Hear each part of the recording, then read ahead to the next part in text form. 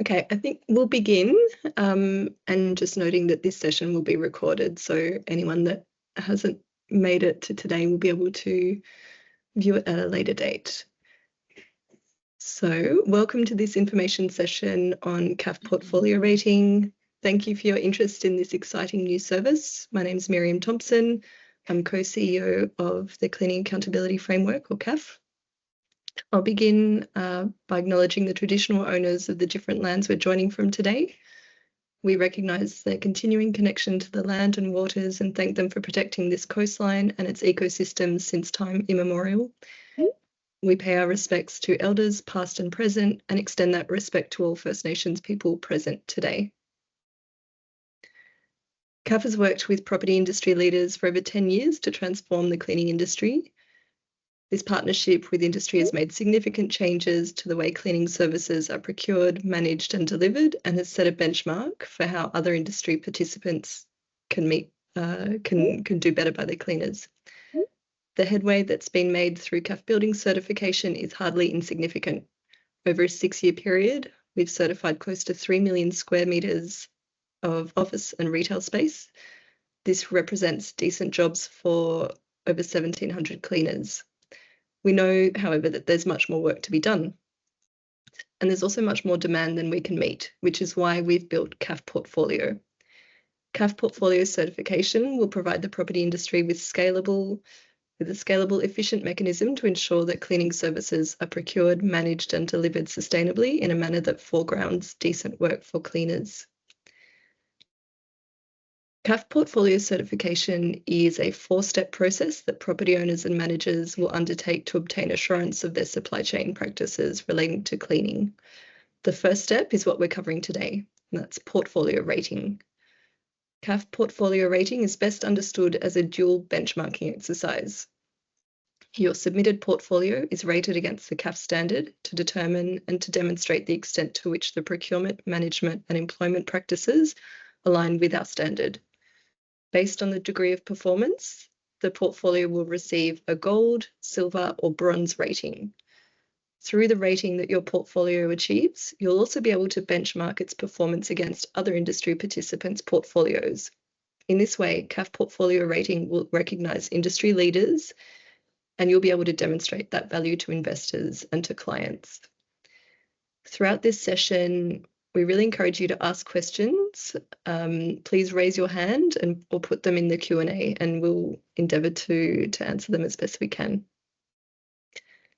I'll now provide an overview of the portfolio rating process and timeline before handing over to my colleague Rathi, who will talk about the more technical aspects of this. An application for CAF portfolio rating can be made at any time. It involves completing an application form with details of the portfolio that you're seeking to be rated. Rathi will show you the application form in her section. Once your application is received, you'll move on to the submission of your portfolio. You'll be closely guided through the submission process by a CAF team member who will guide you on evidentiary requirements to make sure that all of your labour risk mitigation processes are properly accounted for and that your portfolio is accurately rated. An initial submission, which is where everyone is at now, can take up to 6 months to complete. So we encourage you to factor in this leading time when thinking about any corporate or human rights reporting timelines that you're working towards. The initial submission process, excluding the time for the application process, takes about 3 to 4 months to complete. Annual resubmissions should take less time as some of the information will remain the same from the previous submission. An example of that would be questions relating to a tender. You'll receive the CAF rating tool, which is essentially a questionnaire, a very long questionnaire, and you'll have 2 months to complete it. My colleague Rathi will do a walkthrough of the rating tool shortly. The questions in the tool recognise both CAF and non-CAF activities that your organisation has undertaken to meet the CAF standard. All responses that you answer with all yes responses that you provide will ask you to upload evidence to support that response. So this is, as with everything that we do, an evidence-based mechanism. At the completion of those 2 months, you'll submit the completed tool to CAF and the review process will begin. So that's over to us. For the initial submission, there will be 2 rounds of review, and these rounds of review are really an opportunity to clarify any unclear responses or to update responses based on our feedback. After those 2 rounds of feedback, you'll submit the final rating tool to us, and we'll tally up the final score and award a rating to your portfolio. I'll just pause here and invite any questions, noting that any questions relating to scoring or awarding a rating, I'll ask you to park those for now until Rathi has presented on the rating tool itself. Do we have any questions about this initial overview of the application and rating process?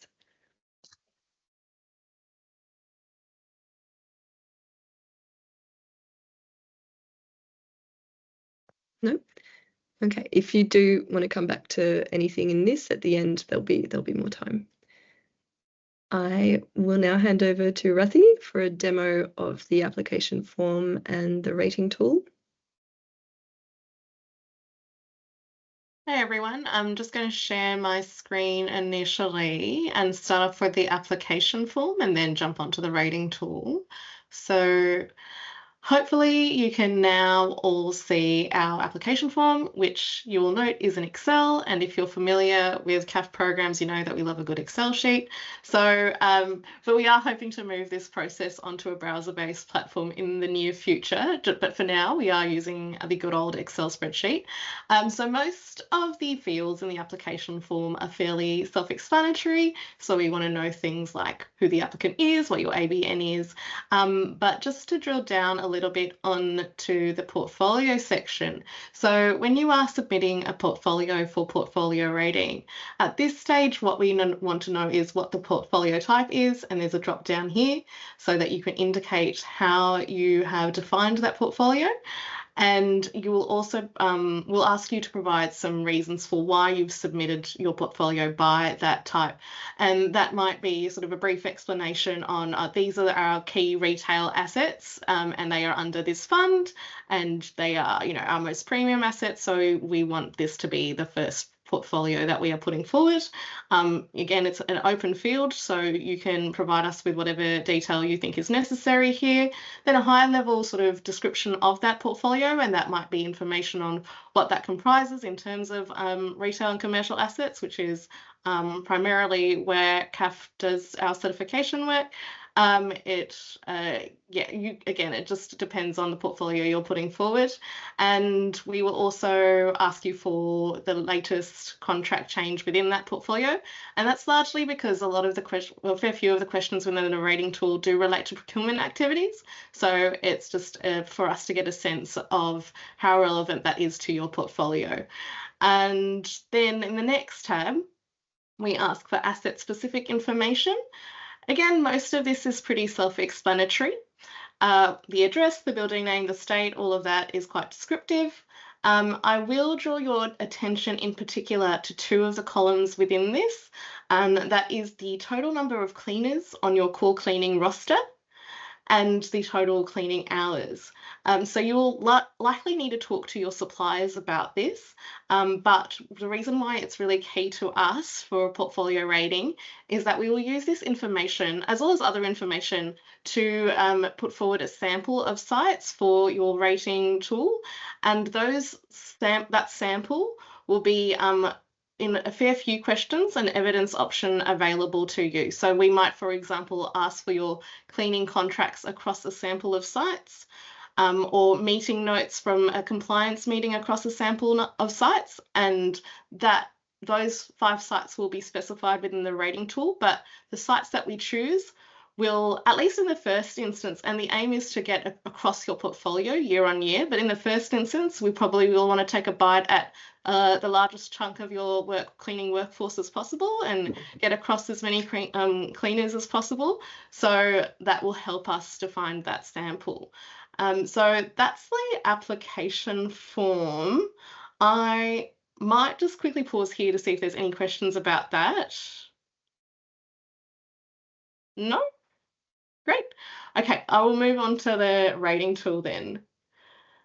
So this is the first tab or section of our rating tool, and it largely walks you through how to complete it. It gives you a step-by-step guide of how to navigate the tool and any associated documents that may help you in completing that tool, as well as a OneDrive folder that we will set up for you that will be where we house your evidence. So any evidence that is related to the questions that you've answered, they will be put into those folders so that it's easy for you to know what you've submitted and it's easier for us to assess it.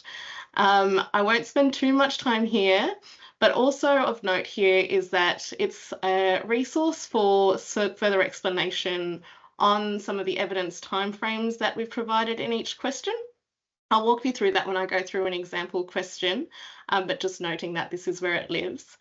And then, as mentioned earlier, we will give you a sample of sites within the rating tool. I will go into that in further detail again as we go across a question, but obviously here, building 1, building 2 would be related to your portfolio. So just noting that that's where to find it. So to run you through an example question. Now, this question here is within our safe work and financial viability domain, and you'll notice that a lot of the tabs here are labelled, so fair labour contracting, worker engagement, identification and remediation.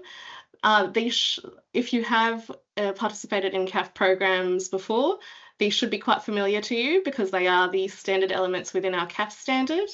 But yeah, that's the way that we've structured our questions as well. There's a bit of overlap here, but they are largely segmented by these domains. So this question on paid general and safety training for cleaners falls within safe work. And if you are doing this within your portfolio, you would answer yes, you are. But just to demonstrate what a no response looks like, if you aren't paying for general and safety training within your portfolio, you would answer no. And that would grey out the evidence options available to you because we don't require any further evidence here. You've answered no, so you don't need to evidence it, obviously. And then it would also grey out the sub-question attached to this question here. So if you aren't paying for general and safety training within your contracts, then you don't need to answer the follow-on question. But for the purposes of this example, we will answer yes. And then you would move on to the evidence options. So you'll notice here that there are 5 evidence options available: CAF contractor pre-qualification, CAF building certification, cleaning contracts, policies and processes, and other. So with CAF programs, you can select all CAF programs that are applicable. So in this instance, you can select yes for CAF contractor pre-qualification. I'm assuming that you know what CAF contractor pre-qualification is, but just to give you a quick summary, CAF contractor pre-qualification is our CAF program aimed at cleaning contractors, where we largely look at your policies and processes for alignment with our standard. And then CAF building certification is our certification program of buildings in commercial and retail sectors. So if you as the applicant are participating in both of these, then you would answer yes here. But you would also be able to select another evidence type of the 3 available here. So for example, if you had wording within your service agreements on paid general and safety training for cleaners, you would answer yes here. And if you would also need to provide that for the sample as provided here, so those 5 buildings, whatever they are. But if you are uncertain of what this actual evidence option meant and whether you met the criteria for this, so supplementing this tool, we also have an explanatory notes document that will be given to you at the same time as the tool that will expand on all the evidence options available and explain to you precisely what it is that we're looking for, as well as things like why we are asking the questions we are, what their impact is on cleaners, just to contextualise each question as well. So we are hand-holding you in a sense. Of course, you can always reach out to us if there are things that require further clarification, but we do have a document ready for you to clarify those questions and provide further context as well. And so you'll notice that once this once one evidence option is selected here, the others are grayed out, and that's because in this section here, you can only select one evidence type. And then if you were to choose another, so if you were to delete this and move, say, for example, have a policy or process in place, then it would, again, grey out those other options available. So, yeah, and noting again, there is use of samples in 2 of the options available. Other is, as you would assume, a fairly open category, and we would look at the other evidence option selected on a case-by-case basis to score this. I'll go into that when I talk about scoring more explicitly, but we would require you to submit that evidence across the sample. So again, I might pause here and see if there are any questions.